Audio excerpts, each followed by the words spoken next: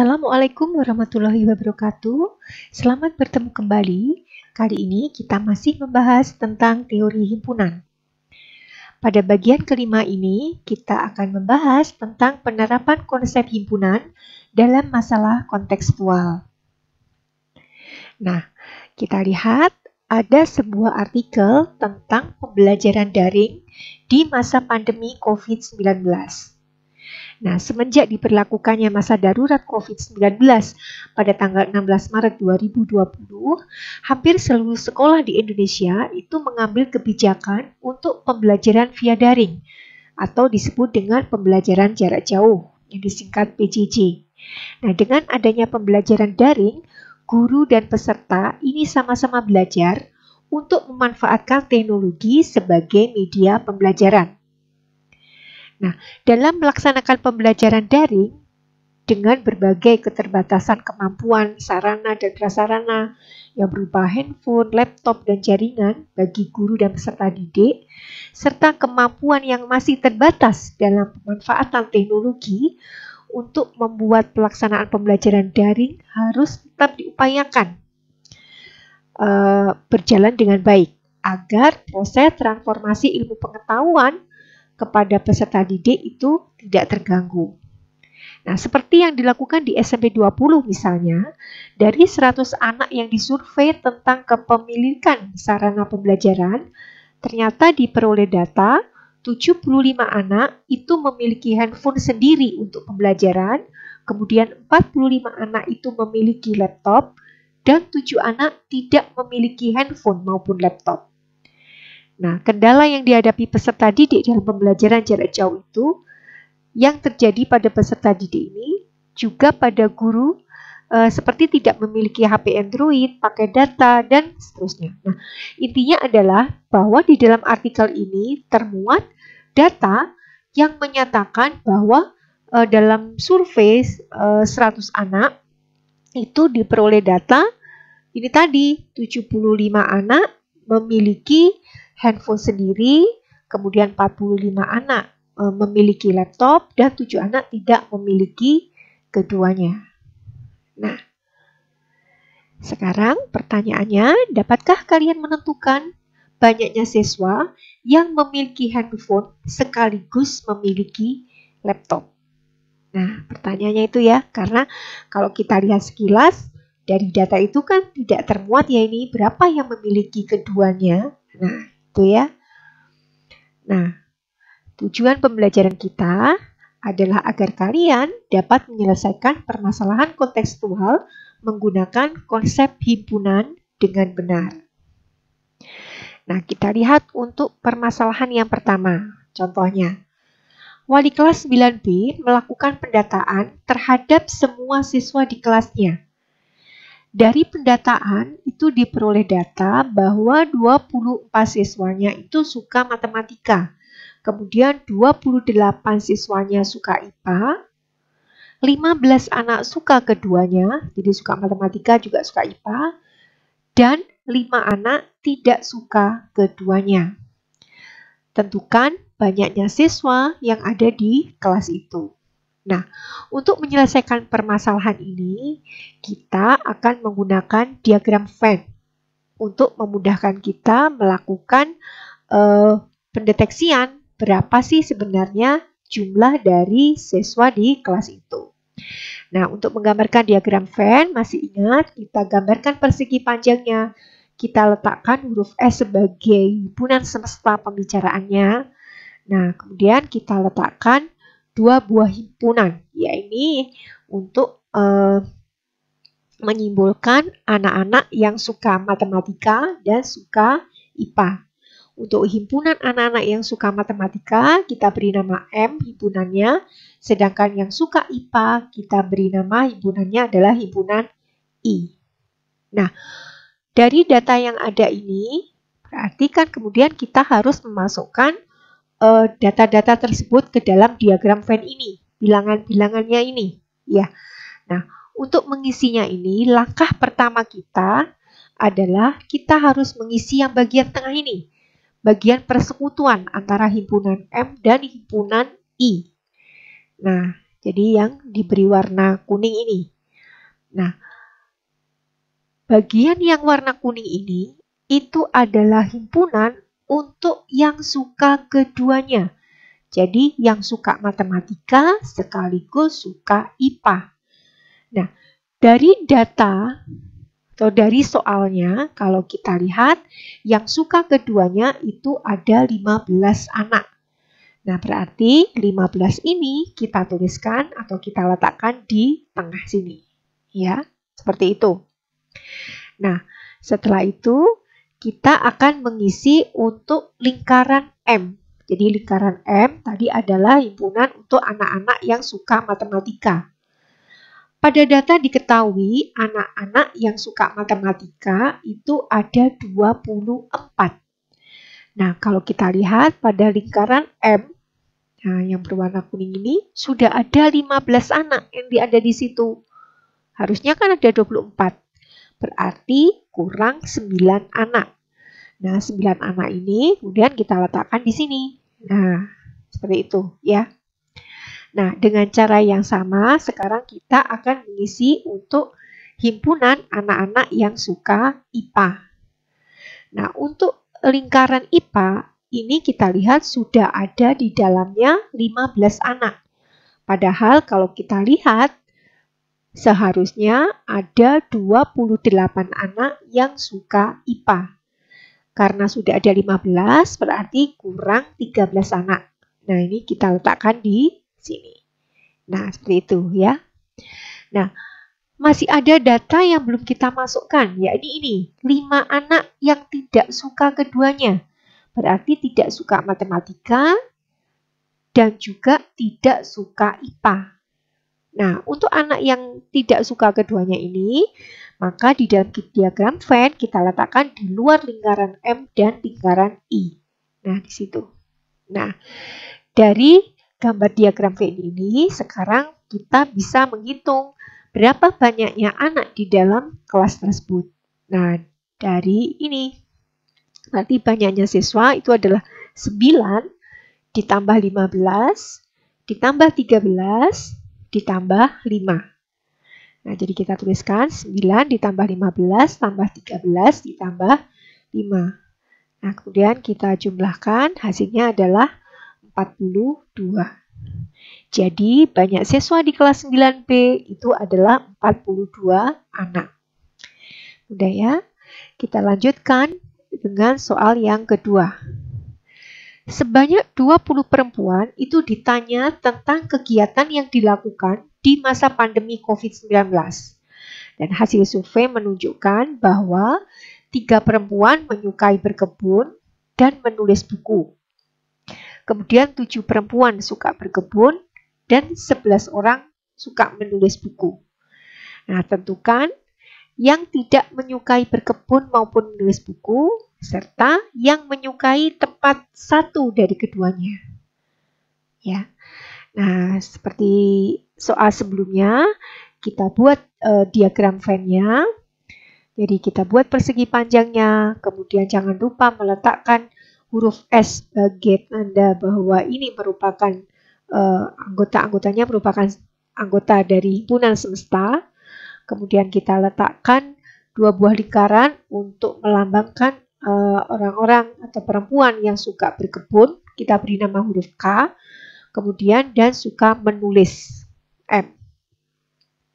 Langkah pertama seperti soal sebelumnya, kita isi dulu yang persekutuan antara himpunan K dan M. Jadi yang tengah, yang menunjukkan bahwa ini adalah perempuan yang suka keduanya.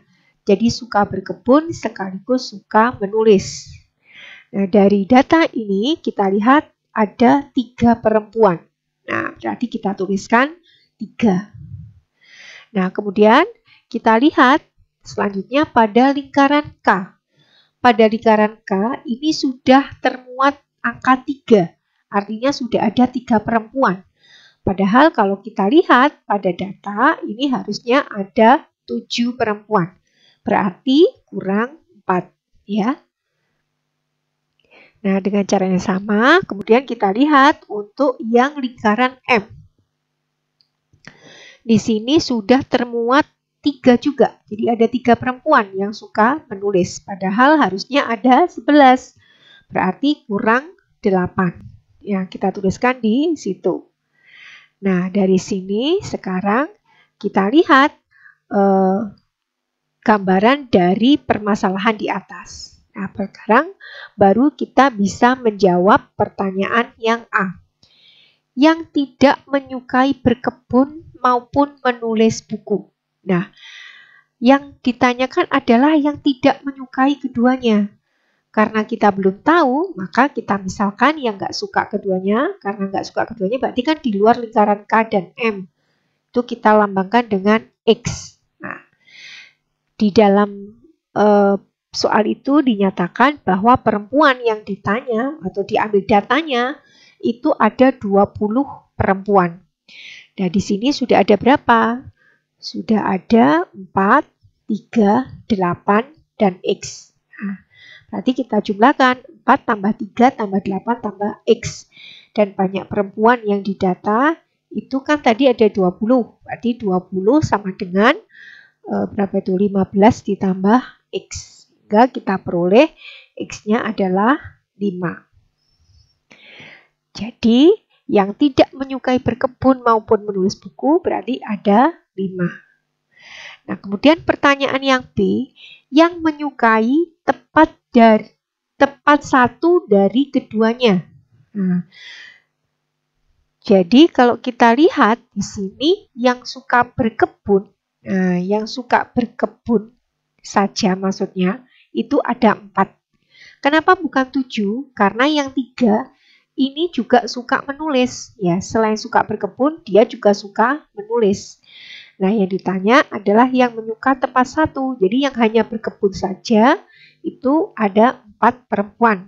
Kemudian yang hanya suka menulis buku itu ada 8 orang. Nah, maka yang menyukai tepat satu dari berkebun atau menulis itu adalah 4 ditambah 8 atau 12. Ya. Jadi yang tidak suka berkebun dan menulis buku tadi ada 5 orang. Dan yang menyukai tepat satu dari keduanya itu adalah 12 orang. Kita lanjutkan ke contoh yang ketiga. Nah, ini adalah permasalahan pada awal pertemuan tadi ya, bahwa tentang artikel pembelajaran daring tadi.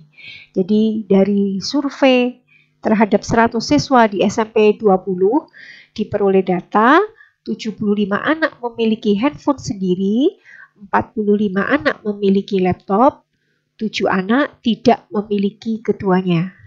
Ya, tentukan banyaknya siswa yang memiliki handphone sekaligus memiliki laptop, jadi memiliki keduanya. Kemudian pertanyaan yang kedua, banyak siswa yang hanya memiliki laptop saja. Jadi nggak punya handphone tapi punya laptop. Nah, kalau kita lihat, kita gunakan kembali ya diagram Venn-nya. Berarti ada 2 lingkaran untuk menyatakan H ini handphone, kemudian L ini laptop. Nah, sama seperti yang sudah, berarti kita isi yang tengah dulu, jadi yang punya keduanya. Dari data, itu kan tidak diketahui berapa yang punya keduanya. Punya handphone sekaligus punya laptop. Nah, karena kita belum tahu, berarti kita misalkan. Jadi misalkan banyak anak yang memiliki handphone dan laptop itu ada X anak. Nah, berarti kita tuliskan X di tengah-tengah ini, karena kita belum tahu. Nah, kemudian kita lihat pada lingkaran H, itu seharusnya jumlah anak yang memiliki handphone itu adalah 75. Karena sudah ada X anak, nah berarti kurang berapa? Berarti kurangnya adalah 75 dikurangi X anak.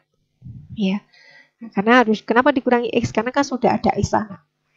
Harusnya jumlahnya adalah 75. Berarti di situ kita tulis 75 dikurangi X. Nah, dengan cara yang sama, sekarang kita lihat untuk yang laptop. Pada lingkaran laptop ini pun sudah ada X anak. Padahal harusnya yang memiliki laptop itu adalah 45 anak. Nah, berarti kurangnya berapa? Kurangnya adalah 45 dikurangi X. Dan masih ada data yang belum kita masukkan, yaitu yang 7 anak ini yang tidak memiliki keduanya. Berarti kita letakkan di luar lingkaran H dan L. Nah, setelah itu kita jumlahkan seluruh siswanya. Kan tadi yang disurvei ada 100 siswa. Nah, berarti sekarang kita jumlahkan 75 dikurangi X, kemudian ditambah X, ditambah 45 dikurangi X, ditambah 7. Ini harus sejumlah anak yang disurvei tersebut, ya. Berarti 75 dikurangi X ditambah X ditambah 45 dikurangi X ditambah 7. Nah, tadi banyak anaknya kan ada 100. Berarti 100 sama dengan 127 dikurangi X. Nah, kita selesaikan dengan menggunakan aljabar ya. Berarti diperoleh X-nya sama dengan 27. Jadi, banyak siswa yang memiliki handphone sekaligus memiliki laptop. Jadi, nilai X itu tadi ya, itu adalah 27 siswa. Nah, kemudian kita lihat untuk pertanyaan yang B. Banyak siswa yang hanya memiliki laptop. Jadi, hanya memiliki laptop. Nah, kalau kita lihat kan yang ini ya, 45 dikurangi X. Jadi, daerah inilah yang dimaksud dalam pertanyaan yang B. Jadi, 45 dikurangi X. Jadi, punya laptop saja, berarti 45 dikurangi X sama dengan 45 dikurangi 27, ya, sama dengan 18. Jadi, banyak siswa yang hanya memiliki laptop saja, itu ada 18 anak. Kita lanjutkan ke soal keempat. Survei pada 40 orang guru, diketahui 5 orang menggunakan platform pembelajaran Moodle dan Google Classroom. Kemudian 9 orang tidak menggunakan keduanya. Banyak guru yang menggunakan platform pembelajaran Google Classroom sama dengan 2 kali banyaknya guru yang menggunakan platform Moodle. Nah, soalnya agak berbeda ya dari yang soal pertama sampai ketiga. Pertanyaannya adalah tentukan banyak guru yang menggunakan platform pembelajaran Moodle. Nah, di sini kita misalkan banyak guru yang menggunakan platform Moodle itu M misalnya. Kemudian banyaknya guru yang menggunakan platform Google Classroom itu misalnya G, ya. Kita gambarkan dalam bentuk diagram Venn-nya. Jadi ada 2 lingkarannya. Jadi di sini M ini untuk guru-guru yang menggunakan platform pembelajaran Moodle dan G untuk guru-guru yang menggunakan Google Classroom. Kita isi dulu sama seperti yang sudah-sudah. Kita isi bagian tengah dulu, yakni yang menggunakan platform Moodle sekaligus menggunakan Google Classroom. Nah, di sini dari data kita lihat ada 5 guru yang menggunakan keduanya. Jadi kita letakkan di sini 5. Ya. Kemudian pada lingkaran M, datanya ini 9 orang. 9 orang ini tidak menggunakan keduanya. Nah, berarti kita letakkan di luar lingkaran M dan G. Ya. Nah, kemudian pada lingkaran M, jadi untuk guru-guru yang menggunakan Moodle, nah ini kan harusnya ada M guru. Tapi karena di sini sudah ada 5, nah, berarti kekurangannya adalah M dikurangi 5. Nah, kemudian dengan cara yang sama untuk G, himpunan G untuk guru-guru yang menggunakan Google Classroom itu harusnya adalah sejumlah G. Tapi karena di situ sudah ada 5, berarti kekurangannya adalah G dikurangi 5. Nah, guru-guru yang disurvei ada 40 orang guru. Nah, berarti caranya adalah yang perlu kita ketahui ini tadi ada kalimat yang menyatakan bahwa banyak guru yang menggunakan platform Google Classroom itu sama dengan 2 kali banyaknya guru yang menggunakan Moodle. Jadi pernyataan ini bisa kita tuliskan menjadi G sama dengan 2M. Nah, kita kembali ke diagram Venn ya. Jadi dari sini berarti kita tahu bahwa banyaknya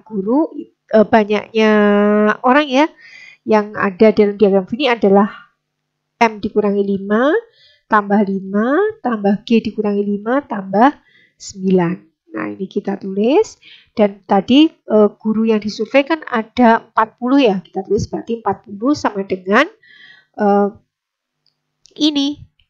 Untuk G-nya kita ganti langsung dengan 2M. Jadi M dikurangi 5 ditambah 5 ditambah 2M dikurangi 5 tambah 9. Jadi G-nya ini langsung kita ganti 2M. Ya, biar variabelnya sama M semua. Berarti 40 sama dengan 3M ditambah 4. Nah, kita selesaikan menggunakan konsep aljabar sehingga kita peroleh M-nya sama dengan 12. Jadi banyak guru yang menggunakan platform Moodle itu ada 12 orang. Nah, soal yang kelima, dalam suatu kelompok yang terdiri dari 42 orang, terdapat 11 orang mempunyai mobil dan sepeda motor, serta 5 orang tidak memiliki keduanya. Jika yang mempunyai sepeda motor itu banyaknya 3 kali yang mempunyai mobil, tentukan banyaknya orang yang tidak memiliki mobil. Nah, jadi kita selesaikan. Pada dasarnya soal nomor 5 ini itu sama dengan soal yang nomor 4 tadi ya. Kita lebih pemantapan saja biar semakin paham. Jadi kita misalkan banyaknya orang yang memiliki mobil itu M. Kemudian banyaknya orang yang memiliki sepeda motor itu S. Kita gambarkan dalam diagram Venn-nya. Ini ada 2 lingkaran, yakni lingkaran M untuk orang-orang yang memiliki mobil dan S untuk orang yang memiliki sepeda motor. Kita lihat penggambarannya sama seperti yang sudah-sudah, bahwa kita gambarkan dulu untuk bagian tengahnya, yakni yang mempunyai keduanya, jadi mempunyai mobil sekaligus mempunyai sepeda motor. Pada data kita lihat ada 11, berarti kita letakkan 11. Kemudian diketahui lagi bahwa 5 orang tidak memiliki keduanya. Nah, berarti kita letakkan 5 di luar lingkaran M dan lingkaran S. Nah, pada lingkaran M, kalau kita lihat di situ sudah ada 11 orang. Berarti kita letakkan di sebelahnya adalah M dikurangi 11. Biar jumlahnya M ya. Nah, kemudian untuk lingkaran yang S, nah itu juga sama, berarti S dikurangi 11. Nah, pada soal itu kan dinyatakan bahwa banyak orang yang mempunyai sepeda motor itu 3 kali yang punya mobil. Nah, berarti bisa kita tuliskan S sama dengan 3M. Nah, kita kembali ke diagram Venn-nya. Banyak orang yang disurvei dari diagram Venn-nya, berarti kan kita tinggal jumlahkan ya. Berarti M dikurangi 11, ditambah 11, ditambah S dikurangi 11, ditambah 5. Nah, kita tuliskan. Nih, kemudian kita lihat banyak orang yang diambil datanya kan 42 orang.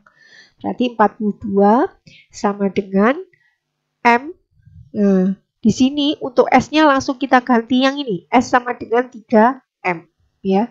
Jadi biar variabelnya sama. Nah, setelah itu kita lakukan perhitungan aljabar. Sama dengan 48 sama dengan 4M. M sama dengan 12. Nah, kalau kita lihat kembali ya persoalannya ini tadi. Ya, S tadi kan katanya sama dengan 3M. Dan M yang sudah kita hitung tadi yang memiliki mobil ada 12. Berarti S-nya kan sama dengan 3 kali 12 sama dengan 36. Nah, yang ditanyakan adalah banyak orang yang tidak memiliki mobil. Nah, kalau kita lihat banyak orang yang tidak memiliki mobil. Nah, ini berarti kan ini. Kalau yang putih, lingkaran yang berwarna putih, itu adalah lingkaran untuk orang-orang yang memiliki mobil. Karena yang ditanyakan yang tidak memiliki mobil berarti adalah daerah yang diberi warna kuning. Nah, daerah yang diberi warna kuning ini adalah banyak orang yang tidak memiliki mobil, yakni S dikurangi 11, kemudian ditambah 5. Dan kita lihat S-nya tadi kan 36. Nah, kita substitusikan sehingga hasilnya adalah 30. Jadi banyak orang yang tidak memiliki mobil itu adalah 30 orang. Kita lihat contoh yang ke-6. Dalam rangka memperingati hari ulang tahun kemerdekaan Republik Indonesia ke-76, sekolah mengadakan beberapa lomba yang dilaksanakan secara virtual, yakni pidato, membaca puisi, dan stand-up komedi. Nah, setiap siswa boleh ikut lebih dari satu lomba. Dari 80 siswa yang mendaftar ikut lomba, 45 ikut pidato, 40 ikut puisi, 30 ikut stand-up komedi, 18 ikut pidato dan baca puisi, 15 ikut pidato dan stand-up komedi, 12 anak ikut puisi dan stand-up komedi, dan 4 orang ikut ketiga lomba tersebut. Nah, pertanyaannya, tentukan banyaknya siswa yang hanya ikut pidato saja. Kemudian yang B hanya ikut stand up komedi. Dan yang C, siswa yang tidak ikut pidato tapi ikut puisi dan stand up komedi. Nah, untuk menyelesaikannya, tetap kita gunakan diagram Venn. Di sini berarti topik pembicaranya kan ada 3 ya. Ada puisi, kemudian apa itu B? P itu pidato, kemudian B itu untuk baca puisi, dan yang ketiga itu stand up komedi, hurufnya S ya. Harusnya bukan S ya, biar berbeda dengan Ibu dan Semesta. Nah, kalau kita lihat kembali yang kita isi adalah bagian tengah. Nah, yang lingkaran kuning, ya ini yang ikut ketiganya. Jadi di sini kita tulis 4 ya. Jadi 4. Kemudian setelah itu kita lihat untuk daerah irisan antara P dengan B, yang pidato dengan baca puisi. Nah, yang ikut keduanya ini ada 18 anak. Di sini sudah ada 4 anak, berarti kurang 14 anak. Kemudian untuk yang ikut pidato dan stand up komedi. Nah, untuk yang ikut pidato ini harusnya ada 15 anak. Tapi di sini sudah tertulis 4 anak, berarti kurang 11 anak. Kemudian untuk yang ikut baca puisi dan stand up komedi. Nah, di sini tertulis 12 anak. Nah, di sini baru tertera 4 anak, berarti kurang 8 anak. Gitu ya. Nah, setelah itu kita lihat untuk lingkaran P yang ikut pidato. Sudah ada 11 anak, sudah ada 4 anak, sudah ada 14 anak lagi. Berarti kalau kita lihat itu sudah ada 29 anak. Padahal harusnya 45 anak. Berarti kurang 16 anak. Nah, kita tulis di daerah yang kosong itu ya. Nah, itu. Dengan cara yang sama, kita lihat untuk yang anak-anak ikut baca puisi. Nah, di situ sudah ada 26 anak. Padahal harusnya ada 40 anak. Berarti kurang 14 anak. Kita tulis di bagian yang kosong itu. Dan sama untuk lingkaran yang stand up komedi, di situ sudah ada 23 anak. Nah, berarti harusnya 30 anak, berarti kurang 7. Nah, setelah ini sekarang baru kita jawab pertanyaan-pertanyaannya. Siswa yang ikut pidato saja. Nah, dari diagram Venn ini berarti kan kelihatan ya ada 16 anak yang yang hanya ikut pidato saja. Nah, yang diberi daerah warna kuning. Ini adalah daerah yang ikut pidato saja. Berarti 16 anak. Kemudian untuk yang B, hanya ikut stand up komedi. Nah, untuk yang stand up komedi berarti kan yang daerah diarsir warna biru. Nah, berarti ada 7 anak. Kemudian siswa yang tidak ikut pidato, jadi tidak ikut pidato tapi ikut baca puisi dan stand up komedi. Nah, untuk yang C, nah ini daerahnya adalah ini, yang diberi warna merah muda ini. Nah, jadi ada 8 anak. Nah, itulah bahasan kita tentang menyelesaikan masalah konseptual dengan menggunakan konsep himpunan. Sebelum Ibu akhiri, Ibu ingatkan agar kalian selalu meningkatkan ibadah kalian, tetap semangat belajar, dan selalu menerapkan 5M. Memakai masker, mencuci tangan dengan sabun dalam air mengalir, menjaga jarak, menjauhi kerumunan, dan mengurangi mobilitas. Wassalamualaikum warahmatullahi wabarakatuh.